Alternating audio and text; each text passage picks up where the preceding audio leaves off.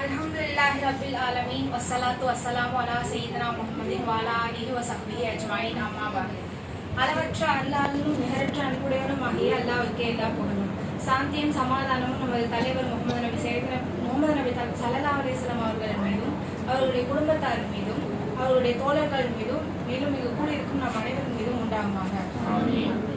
இங்கு நான் பேச உள்ள தலைப்பு ஹிஜ்ரி 1446. மகத்தான படைப்பாளன் எல்லாம் வல்ல அல்லாஹ் கூறுகிறான், வானங்களையும் பூமியையும் படைத்த நாள் முதல் அல்லாஹ்வின் பதிவேட்டில் உள்ளபடி மாதங்களின் எண்ணிக்கை அல்லாஹ்விடத்தில் 12 ஆகும். அவற்றில் 4 மாதங்கள் புனிதமானவை. இதுவே நேரான வழி. இஸ்லாமிய ஆண்டான ஹிஜ்ரி 1446வது ஆண்டு இன்னும் 2 தினங்களில் துவங்க உள்ளது. நாம காலடி எடுத்து வைக்க போகிறோம்.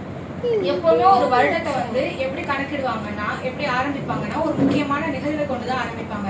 அப்படிதான் ஈசா அலைஹிஸ்ஸலாம் அவர்களுடைய பிறந்த வருடத்தை கொண்டு கிறிஸ்தவர்கள் வருடத்தை கணக்கிடுறாங்க. கிமு கிறிஸ்து பிறப்பிற்கு முன், கிபி கிறிஸ்து பிறப்புக்கு பின்னு அவங்க கூறிட்டு இருக்காங்க. இப்போ அதுதான் உலகம் முழுக்க நிறைய இடங்கள்ல பின்பற்றப்பட்டு வருகிறது. அதே மாதிரி இஸ்லாத்துடைய ஒரு வருடத்தின பேர் தான் ஹிஜ்ரி. இது இஸ்லாத்துடைய வருடத்தின் பேர் தான் ஹிஜ்ரி. நபி ஸல்லல்லாஹு அலைஹி வஸல்லம் அவர்களுடைய காலத்துல ஹிஜ்ரி வருடம் இல்லை. நபி ஸல்லல்லாஹு அலைஹி வஸல்லம் அவர்கள் மரணத்திற்கு பின்பு அபூபக்கர் ரலியல்லாஹு அன்ஹு அவர்களுடைய காலத்துக்கு பின்பு உமர் ரலியல்லாஹு அன்ஹு அவர்கள் காலத்துலதான் ஹிஜ்ரி ஆண்டு முதல் முறையா கொண்டு வந்தாங்க. நபி ஸல்லல்லாஹு அலைஹி வஸல்லம் அவர்கள் வாழ்ந்த காலத்துல யானை வருடம் ஆமுல் ஃபீல் என்றுதான் அன்றைய காலத்துல இருந்த அரபியர்கள் குறிப்பிட்டிருந்தாங்க. ஏன்னா ரசூலா பிறக்கிறதுக்கு முன்னாடி, அவங்களுடைய காலத்துக்கு முன்னாடி அப்ரஹா என்ற மன்னன் யானைப்படை கொண்டு யானைப்படையை கொண்டு காபத்துல்லாவை அழிக்கிறதுக்காக வந்துட்டு இருந்தான். அப்போ அல்லாஹ் தாலா அபாபில் என்ற பறவையை கொண்டு அந்த பெரிய யானை கூட்டத்தை அழித்தான். இது அன்றைய காலத்து அரபியர்களுக்கு மத்தியில ரொம்ப பிரபல்யமா இருந்தது. அதனால அந்த காலத்து அரபியர்கள் அந்த ஆண்டை குறிப்பிடுறத ஆமுல் ஃபீல், யானையுடைய வருடம் அப்படின்னு சொல்லி குறிப்பிட்டு இருந்திருக்காங்க. நபி ஸல்லல்லாஹு அலைஹி வஸல்லம் அவர்களும் நானும் யானை வருடத்தில் பிறந்தோம் அப்படின்னு சொல்லிட்டு கைஸ் பின் மக்ரமா ரலியல்லாஹு அவர்கள் குறிப்பிட்டிருக்காங்க. இதுல இருந்து நம்மளுக்கு என்ன தெரியுதுன்னா, நபி ஸல்லல்லாஹு அலைஹி வஸல்லம் அவர்கள் பிறந்தப்போ ஹிஜ்ரிங்கிற ஆண்டு இல்லைங்கிறது நம்ம எல்லாருக்கும் தெளிவா தெரியும்.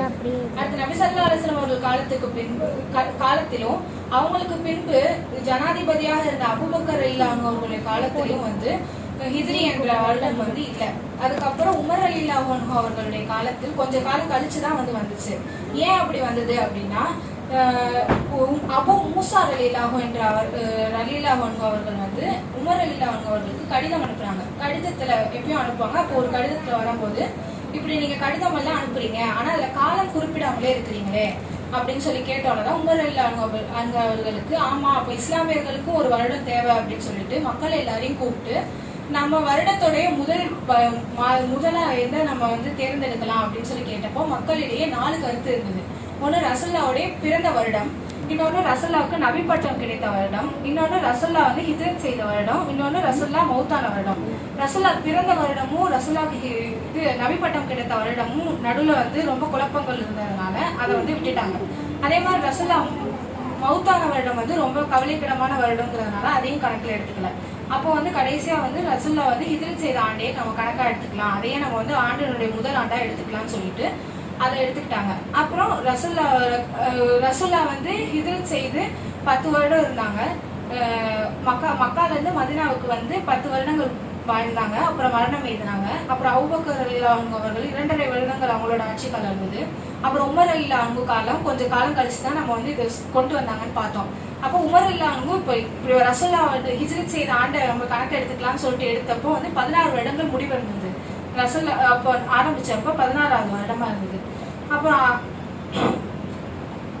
அப்போ எல்லாத்தையும் கேட்டாங்க, யாரு இந்த ஐடியா கொடுத்தாங்க அப்படின்னா, நம்ம ரசூலுல்லா ஹிஜ்ரத் செய்த ஆண்டையே நம்ம முதல் ஆண்டா கணக்கு எடுத்துக்கலாம் யாரு ஐடியா கொடுத்தாங்க அப்படின்னா அலி ரலியல்லாஹு அன்ஹு அவர்கள் சொல்லியிருக்காங்க, இணை வைப்பு பூமியை விட்டு நபி ஸல்லல்லாஹு அலைஹி வஸல்லம் அவர்கள் நாடு துறந்து சென்ற நாளையே நம்ம எடுத்துக்கொள்ளலாம்னு சொன்னதுனால அதையே உமர் ரலியல்லாஹு அன்ஹு அவர்கள் எடுத்துக்கிட்டாங்க.